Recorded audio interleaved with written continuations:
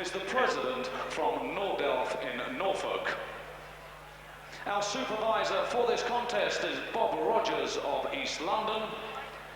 Our timekeeper is Colin Roberts from Halifax. Our 3 scoring judges at ringside: from Florida, USA, Terry O'Neill; from Montana, USA, Kevin McCall; and from Cape Town, South Africa, Howard Goldberg. The referee in charge of the action from Durban in South Africa is Daryl Rubik. They are the officials, and here are the contestants. Firstly, and introducing to you, fighting out of the red corner, he's wearing the white trunks trimmed with black, weighed in at 10 stone and 13 pounds. He brings a 40-fight record, 22 wins, 6 by knockout, 16 defeats and 2 draws. He's from Bordeaux in France. Would you please welcome Eric Dapont. And across the ring, fighting out of the blue corner, he's wearing the red trunks trimmed with white and weighed in a championship weight of 11 stone. He brings a 7-fight record, 6 wins, 5 by knockout and only 1 defeat. He's from Budberg in Germany. Would you please welcome Amit Unna. So, ITV2 fans and sports fans, here we go then. 12 rounds of boxing for the vacant World Boxing Union's Continental Light Middleweight Championship. So, getting a familiar face now, this South African referee. I'll give you my instructions on a good clean fight, okay? Shake hands, may the best man win. Good luck to you both.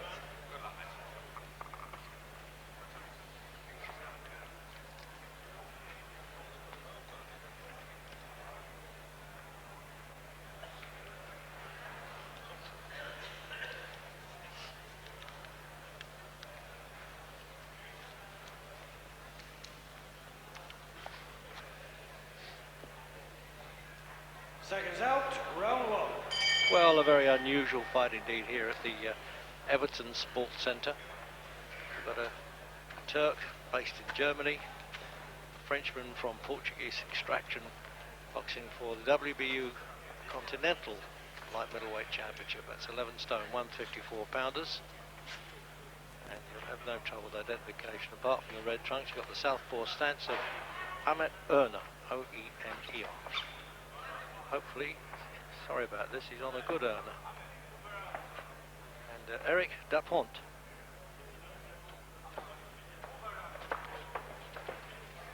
Well, we don't know much about the amateur careers, but definitely the professional record of Eric Dapont is a much more experienced fighter than Ahmet Oner, I think is how you say it. Yes.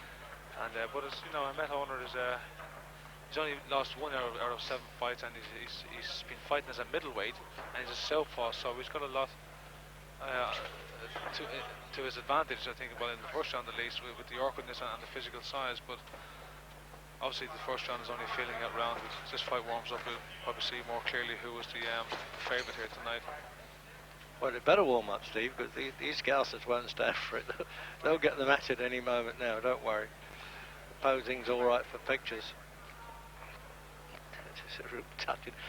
He's obviously not fought, Dapont not fought many southpaws by the way he's flapping there. I get the impression that Dapont now, as this round warms up, looks the more serious of the two. He's watching Oner very, very carefully, and I think Oner has a kind of slight concerned look on his face, as if what am I doing here? Yeah, no, I'm not used to this. This is all still new to me, you know.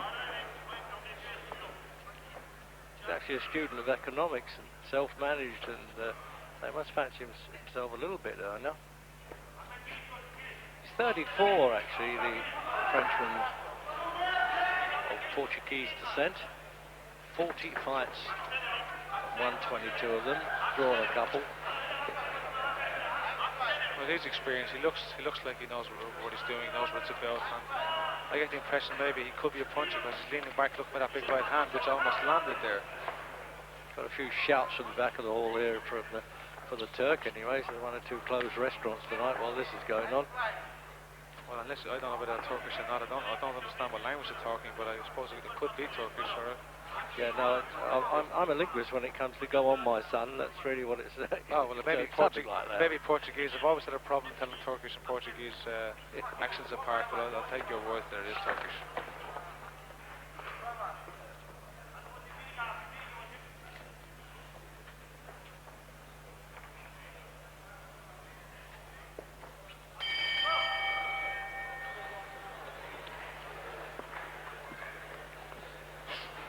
Well, a comfortable stroll back to the corner there after that opening round. They looked like a couple of solicitors sparring there. Let's have a look at this right hand. That's that anxious look you was, well, not anxious, but determined look by DuPont there. Yeah, and I think it's quite obvious that he's waiting on that right hand. He's leaning back, waiting to throw that right hand over the top of owner's guard.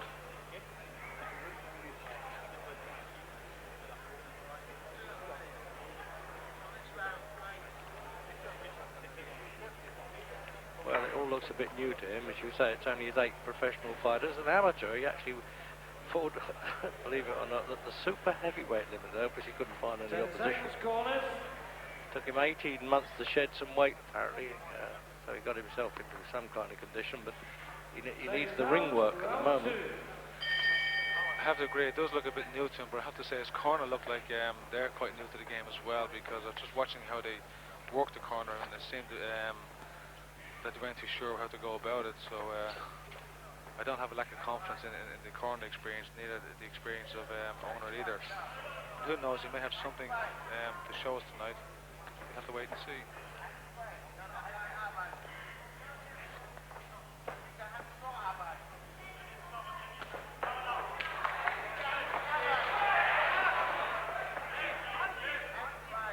A good left hook by Eric DuPont, followed by a good winging right hand. Neither of them landed cleanly, but I get the impression if they had of it would have been lights out. Owner, I should say.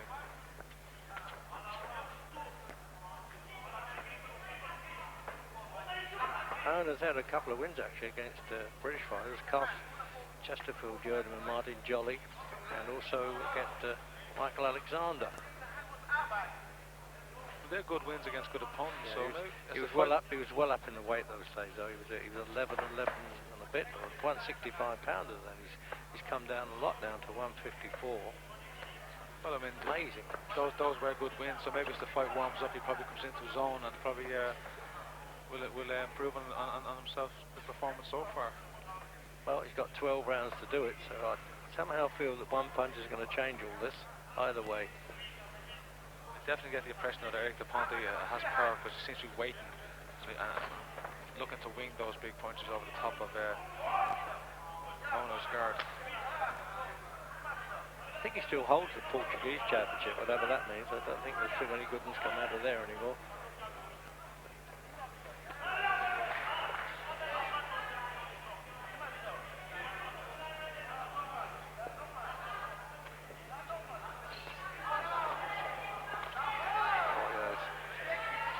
Starting to have some success now with that right hand. Eric DuPont is definitely getting the attention of others. Yeah, that's the acknowledged sort of counter punch to a southpaw, Steve, isn't it? The right hand. Anything will do. But over the years, I've always said you throw the right hand against the southpaw. It is. When the southpaw fights an orthodox fighter, the left hand is the best punch for the southpaw, and the right hand is the best punch for the orthodox fighter. They both seem to be in line for that shot, so if one guy can stay out, if the other guy's land a fire and land his, usually that's the best way to go about winning these matches. I tell you what way it's going, I'll settle for any punch at the moment. Want you to get this going. Like that.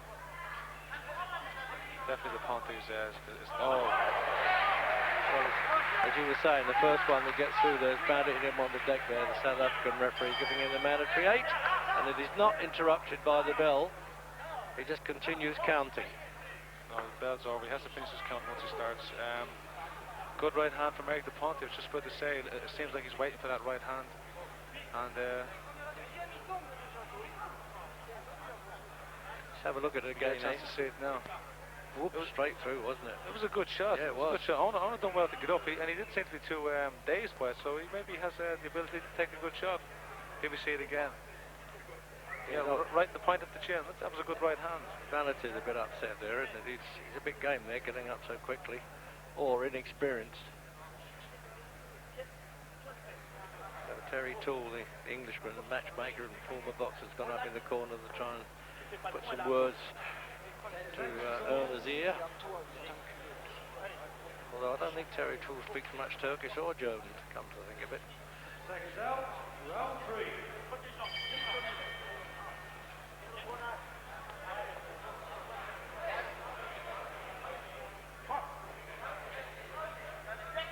So third round now. We're going to get another long right-hander from the Frenchman from Bordeaux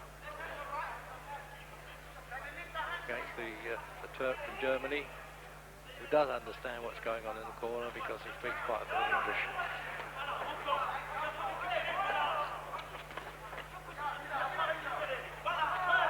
Well, he wants to take the blow away from DuPont, but he's charging back in.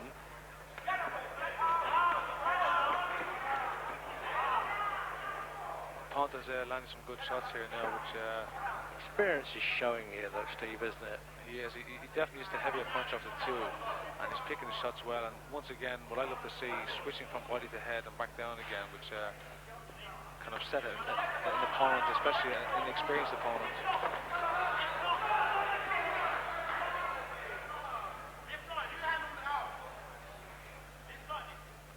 He doesn't know what to do at the moment.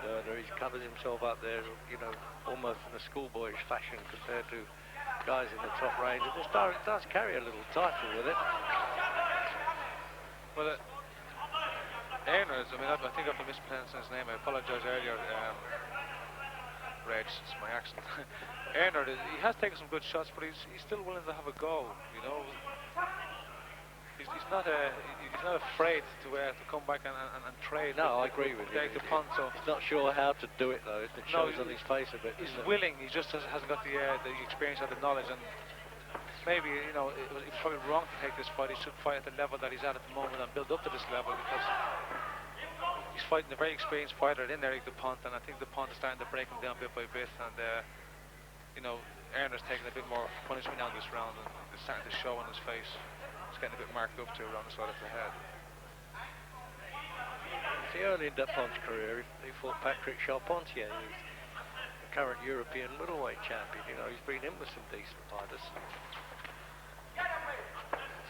Definitely DuPont knows what it's about. He's very experienced professional. As I said earlier, we don't know how much of an amateur career he had, because these guys look like, you know, they could be around for so long before they become professional, and they move into the professional business with a great amateur experience behind them.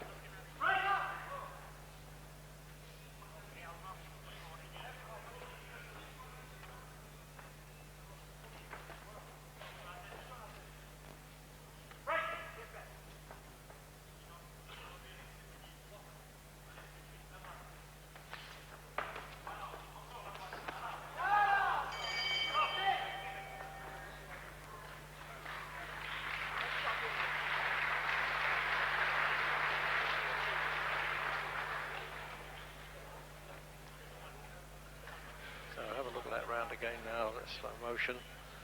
That's once again DuPont on some good shots. He switched to the hook to the body, right hand to the head, back with a hook to the head, which didn't land, but the right hand did. And the experience and the knowledge just coming out here, he definitely gives the more experience of the two. More good shots from DuPont.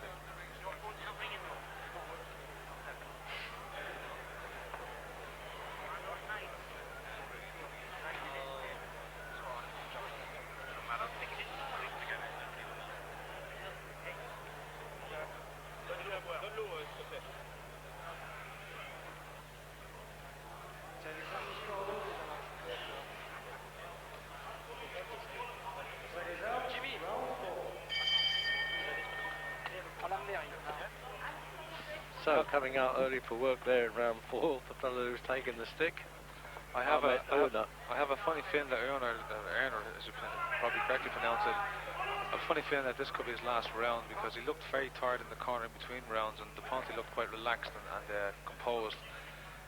And unless Erner does something dramatic in this round, if he takes punishment like he did towards the end of the last round, there's no point in Well, the form guide points to, although he's won 6 of 7, he hasn't been beyond 5 yet.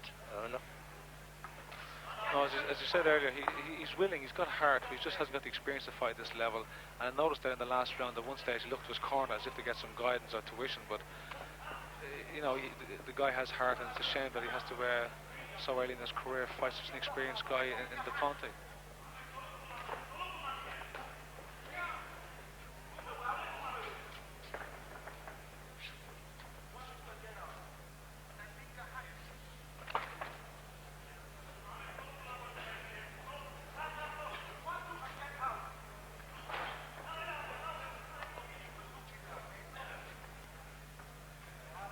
Well, the Ponce, he can take his time. That's not his style of fighting. He's looking for that one big shot, isn't he? Yeah, it's fairly obvious. He's looking for the big KO. But in the meantime, Erner has been busy with his right jab and building the points. And you know, this could be, he could win this round if he keeps busy for the second half as he has been in the first half of this round.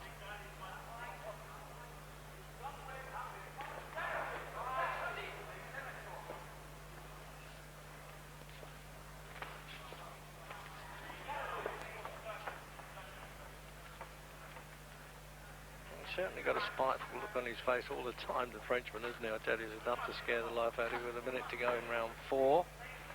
WBU Continental light middleweights. That's 11 stoners.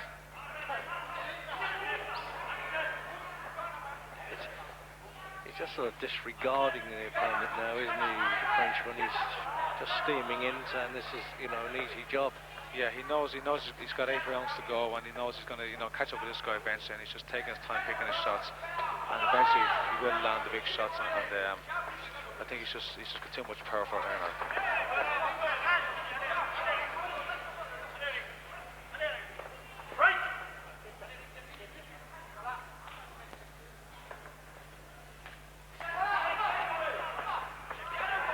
See, he covers up like a novice, though, doesn't he, Steve? Yeah, even his defense is amateurish.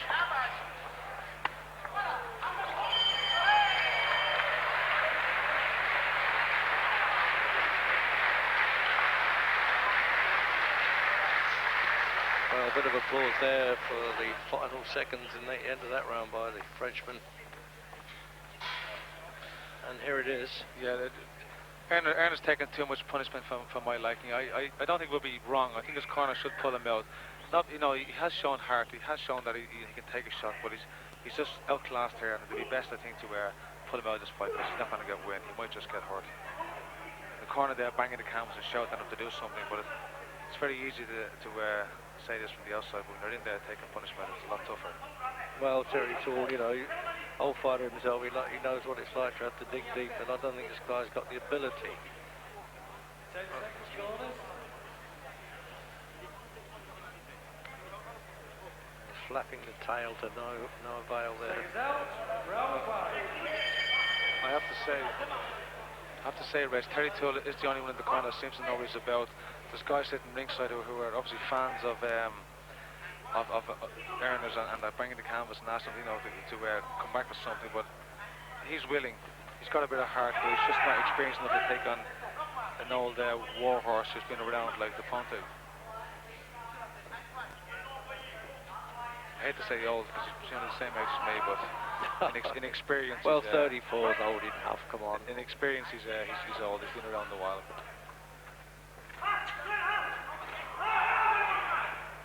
All credit to Erner. He has got heart. He is trying. But his experience is not on his side tonight.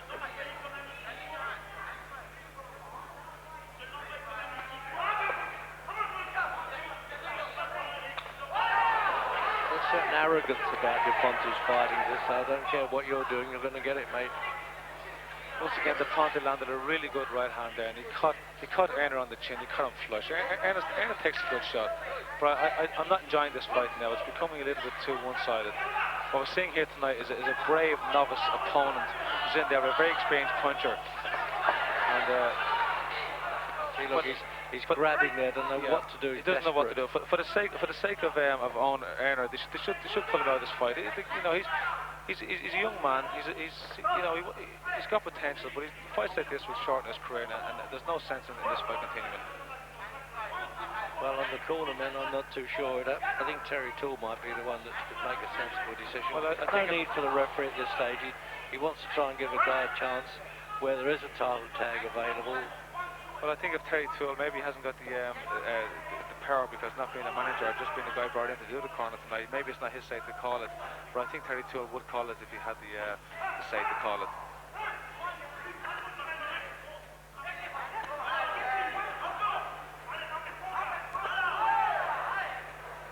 The referee has the opportunity to stop this fight now. Yeah, and he does. You called it right there, Steve. Good referee in that. It was inevitable, and he saved him from further punishment. Good referee in the 5th round. All credit to Erner. He doesn't want the fight stop. He wants to fight on. He's got heart. This was a bad match for him. He's a guy who has future, has potential, but they need to match him more evenly. I love it when they carry him around. All these trainers will suffer from hernia when they get older. You know that, lifting all these big fellas around. He was kind of shocked, his own corners man, as we have a look at the finish now. They're a good referee, and I've been impressed with him in championship fights already. We've seen here the South African Darryl Rebbink.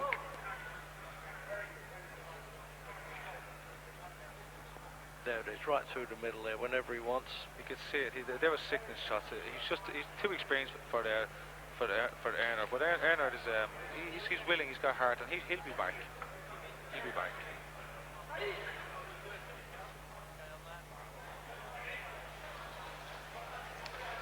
Ladies and gentlemen, 2 minutes and 7 seconds of the 5th round. Referee Darryl Rebbink has stopped the contest. Your winner and the new World Boxing Union's Continental Light Middleweight Champion from Bordeaux in France, Eric Dapont. And let's show our appreciation for a very game boxer indeed, Amit Onur. Ladies and gentlemen, to present the World Boxing Union's Continental belt, we call upon our supervisor, Bob Rogers.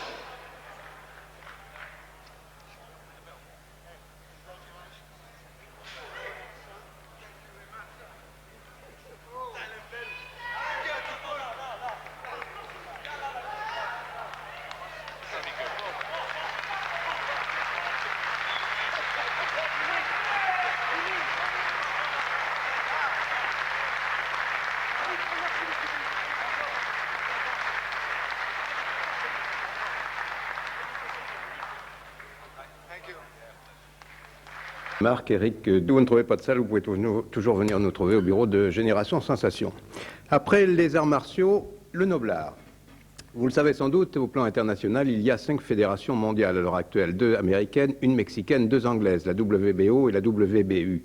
Cette dernière est la plus récente et c'est sans doute une preuve de cause à effet, la moins huppée. Elle permet en tout cas de se faire connaître au plan international. Et c'est ce qu'a décidé le Bordelais Éric Dapont, qui s'est vu offrir une première chance mondiale à Liverpool. Une chance qu'il n'a pas laissé passer, puisqu'il est devenu champion du monde des super welter par arrêt de l'arbitre à la 5e reprise devant l'Allemand Haller.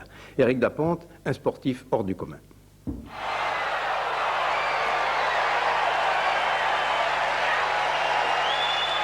Je crie de rage parce que je suis tellement heureux que ça se finisse et je me dis c'est pas possible, c'est bon, c'est rapide, mais je voulais gagner de cette manière parce que quelque part je me suis dit c'est bien de gagner au point. Mais bon, gagner au point, c'est quand même beaucoup plus revalorisant pour moi que ça soit avant la limite. En plus, par arrêt de l'arbitre, ça veut dire qu'il y a rien, il y a pas de, on peut pas dire que c'est pas possible que là la ceinture je l'ai pas voulu et je l'ai pas mérité. Champion du monde, le rêve de tout sportif, une expression magique. Une expression qu'Éric Dapont ne cesse de se répéter depuis le 5 mars. Ce soir-là à Liverpool, le Bordelais a remporté à 34 ans son premier titre mondial face à l'Allemand Honner. La récompense suprême après 17 ans de carrière. C'est quelque chose que j'ai tellement attendu si longtemps. On est compte aujourd'hui je suis champion du monde. Même il y a 2-3 mois de ça, j'y croyais pas. Parce que c'était un rêve, c'est tout rêve de tout athlète de haut niveau qui décide un jour de faire de la boxe et puis après de faire des championnats, de faire énormément de compétitions. Et puis bon, c'est vrai qu'il y a la France, après il y a l'Europe, après il y a le monde, et voilà. C'est une récompense sur tous les efforts qu'il a fait, sur tous les sacrifices qu'il a fait. sur la remise en question de tous les jours qu'il a eu fait.